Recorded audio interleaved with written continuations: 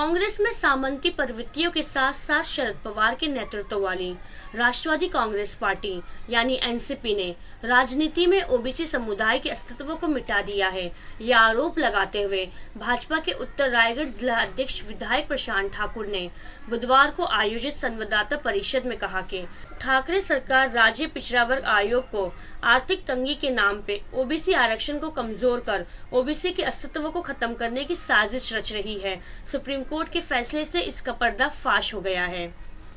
विधायक प्रशांत ठाकुर ने कहा कि स्थानीय निकायों में ओबीसी उम्मीदवारों के लिए आरक्षण के गंभीर मुद्दों को जानबूझ के जोड़ तोड़ कर रही ठाकरे सरकार ने ओबीसी समुदाय को ठगा है। 6 दिसंबर को देश के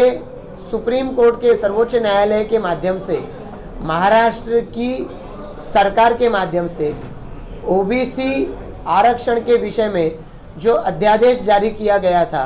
उस अध्यादेश को खारिज करने का निर्णय सर्वोच्च न्यायालय ने दे दिया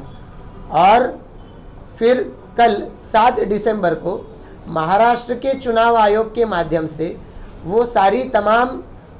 ओबीसी सीट्स जिनके चुनाव आने वाले समय में होने थे उनके चुनाव छोड़कर बाकी चुनाव जैसे तय किया गया था उसी तरीके से होगा, यह निर्णय बताया गया है। ऐसे में आने वाली 21 तारीख को महाराष्ट्र में नगर पंचायत के चुनाव होने हैं, महाराष्ट्र में ग्राम पंचायत के बाई इलेक्शंस होने हैं। तो इन सारे चुनावों में अगर ओबीसी समाज चुनाव नहीं लड़ पाएगा तो आने वाले समय में इन लोगों में से जो नगर अध्यक्ष बन सकते थे, जो उप नगर अध्यक्ष बन सकते थे, भिन्न भिन्न विषयों के सभापति बन सकते थे, उन सारे लोगों का यह मौका उनके हाथ से चला जाएगा। और जब ग्राम पंचायत, नगर परिषद, पंचायत समिति, जिला परिषद,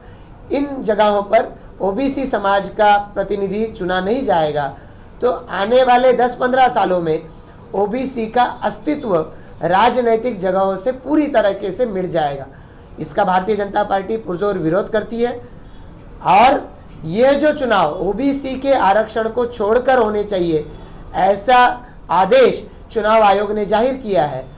भारतीय जनता पार्टी के प्रदेश अध्यक्ष चंद्रकांत दादा पाटिल जी ने मांग की है कि पूरे महाराष्ट्र में होने वाले सारे चुनाव तब तक आगे स्थगित किए जाए, आगे वो पोस्टपोन किए जाए जब तक ओबीसी का आरक्षण,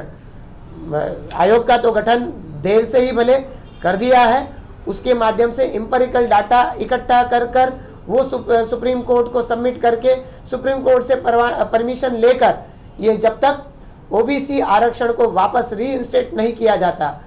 और ओबीसी आरक्षण इन प्लेस नहीं आता तब तक कोई चुनाव ना लिए जाए, ये मांग भारतीय जनता पार्टी करती है। रायगढ़ जिला भारतीय जनता पार्टी की ओर से इस मांग को हम आगे बढ़ाएंगे और अगर इस मांग को राज्य सरकार ने, चुनाव आयोग ने अगर इस मांग का विचार नहीं किया तो भारतीय जनता पार्टी पूरे राज्य में निर्णय लेकर आंदोलन करेगी। भारतीय जनता पार्टी रायगढ़ जिला उसमें अपनी ओर से पूरी ताकत से शामिल होगी। Bureau report FS news. FS टीव्हीला सबस्क्राईब करा। सबस्क्राईब करण्यासाठी बेल आयकॉनवर क्लिक करा आणि पहा नवी मुंबई व ठाण्याच्या ताज्या बातम्या। तसेच शेअर आणि लाईक करायला विसरू नका।